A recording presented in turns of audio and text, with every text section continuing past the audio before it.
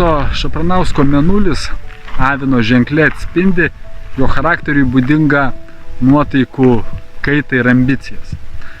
Žmonės, kurių mėnulis randasi avine, dažniausia būna pakankamai impulsyvus, gali greit įsiplieksti, ir jiems gali būti nelengva priimti kitų nuomonę.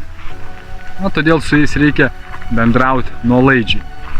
Dėl savo kovingo charakterio jie gali dažnai kentėti santykiuose su kitais. Dėl 4 planetų susitelkimo ženkle avine galim įvertinti Vytautą Šapranauską kaip tokia pakankamai ugninga asmenybė ir nemažiau ugninga jo gyvenime. Kaip jis pats sakė, aš impulsyvus žmogus. Nieko neprognozuoju, nieko neplanuoju, yra tik čia ir dabar.